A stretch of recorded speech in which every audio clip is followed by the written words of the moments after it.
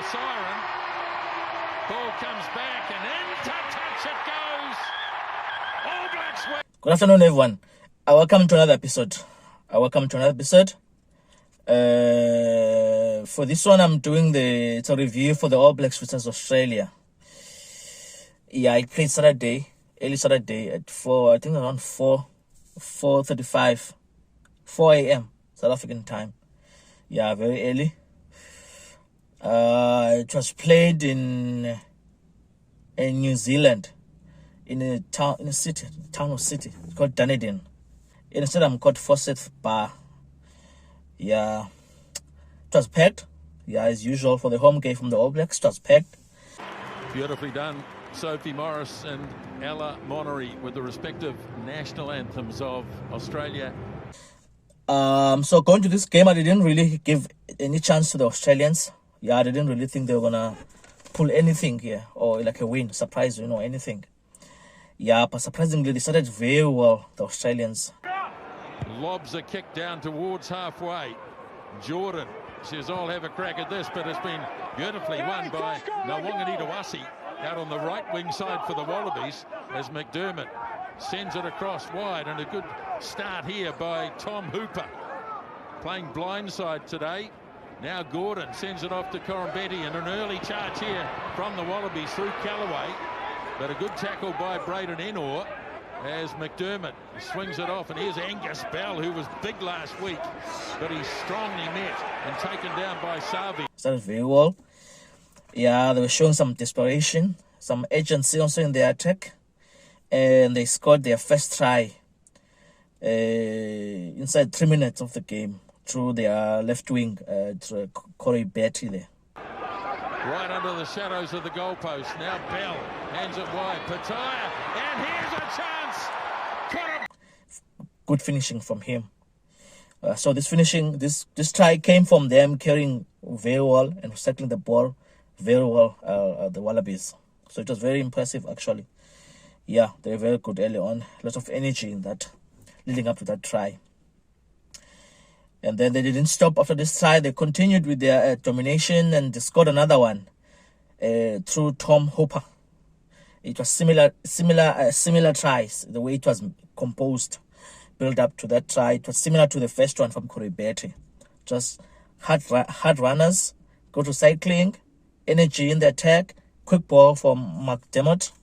Yes, so it was very good. They were doing the work very well, the Australians, cleaning very well. They were very efficient in their rucks.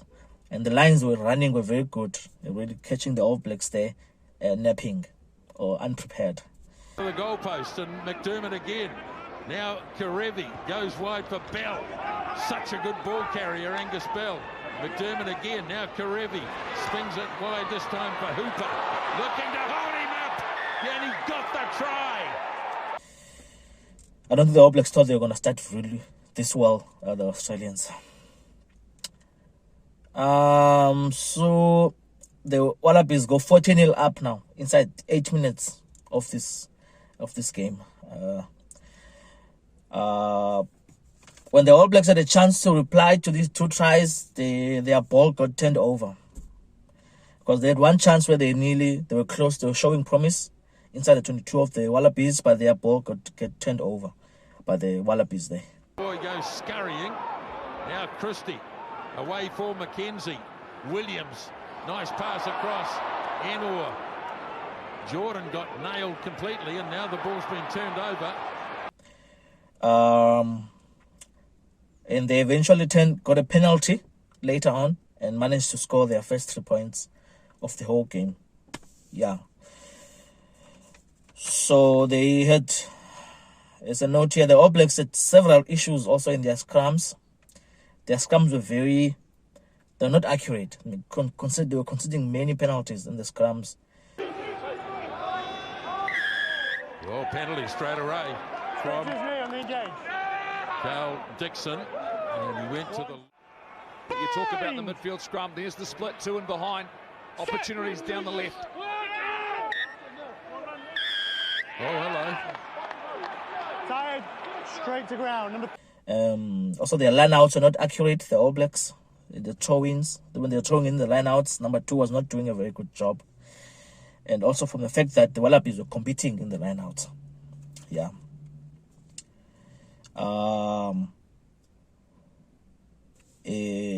So now with 10 minutes to go until the half time, I said that the All Blacks lacked accuracy. Yeah, as I mentioned this, and against a very well organized, the Australian defense was very good. They hard working for each other. They're just shutting down every space that the All Blacks could have used to launch a course to score a try here. Yeah. So when it comes to the fly halves, I would say that Gordon from Australia was the one who was bossing the game better than Damian McKenzie. Yeah, he was doing well, Carter Gordon from the Wallabies. He's a young player, Gordon. And now the game reached halftime, and the score was New Zealand 3, Australia 17. Going to halftime, I'm thinking that the All Blacks need something. The coach needs to say something to the boys to make them show some agency in the second half. And when they started in the second half, they really started well. I think they managed to listen to the message from the coaches. Started well. They were recycling the quick ball. They were recycling very well. And they in one of their attacks, they went through the middle. They attacked the Wallabies in the mid areas. I think about 4 phases or 3 phases in the mid areas, recycling the ball very well. And this made the Wallabies to get compressed in the defense. And then when they spread it out wide, the All Blacks managed to find space on the right-hand side there through Sean Stevenson, their wing, and they scored this beautiful try here. Coming now for Christie, for McLeod. He's a big body, Dallas McLeod. Takes it to a setup. Now Christie. Here's Fainganuku. Very close. Christie again, feeds it up. Savia. Now Christie gets it wide, McKenzie. And wide it goes. Stevenson in the corner. It's a good reply from the home team. Yeah, showing that now they want to play in the second half to fix the things they did in the first half, the mistakes. After this try, they made big changes now, the All Blacks. Especially at 10, they changed McKenzie, took him out and brought in Richimo Unga, who's their first fly half. And immediately when he came in, and they also changed in the forwards, I think. They changed the forwards also, the All Blacks. And now after these changes, they became more accurate in the breakdown. Whenever the Australians had the ball, they conceded many turnovers, especially when they close to the 22 of the All Blacks. And here goes Gordon. Tried to take the gap, but it closed pretty quickly. All Blacks over it. Salvia's over it. And he wins the penalty. Massive. Now his locking partner, Nick Frost. All Blacks over the top. Turned it over. So, Aaron Smith. All Blacks looking to put some pressure on. And they have won a penalty. Off goes Savia on a big run. Looking to get the pass off. The ball would get turned over multiple times. So really this meant now there was a shift in momentum now. A big shift in momentum. Yeah, so the All Blacks were on top by now. And they nearly scored another try through number 11, but until up from, and they nearly scored a try through the number 11. But upon review, it was found that it was not a legal try. By the last quarter of the game, everything had completely changed. Now the game had completely changed. Everything was going the All Blacks' way. And they end up scoring another try through a Finau. Smith, away for Kane. Pops the pass to McLeod. Ball there again for Aaron Smith. Finau getting close. Try scored. A beautiful try from him. And now the score became New Zealand 20, Australia 17. From being 17 points down to 20 points, New Zealand really did well here. I must give them their credit. And then they showed a penalty count also on the TV, and New Zealand only had 1 penalty in the second half, and the Wallabies had about 7 penalties already by this time. So it's not good. The accumulation of the penalties was costing them a lot. And one of those penalties from the Wallabies came directly from the scrums. So their scrums that really they're no longer accurate as they were in the first half. It was all Blacks in the second half. They got an opportunity, the Wallabies, to level the score from a penalty, and Quade Cooper went for a kick and they scored the 3 points, and the score became 20-all.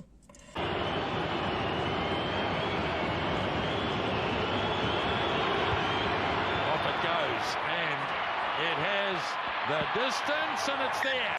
Now, after this penalty conversion, game became very intense. It was a matter of now who makes the first mistake and gets punished. And guess what? Australia make the first mistake. They give away another penalty, scrum penalty, in a very good position.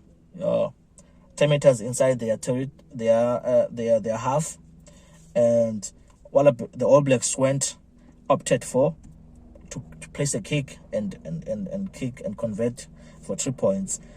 And their accurate number 10, Richie Mo'unga, slotted it in between the poles for the All Blacks to win the game, 23-20. Right, so in it goes from Smith. Now they get a little bit going. Not a lot, but a bit. Referee's hanging in there. He's not awarding a penalty as yet. Now he is. Richie Mo'unga. Up it goes.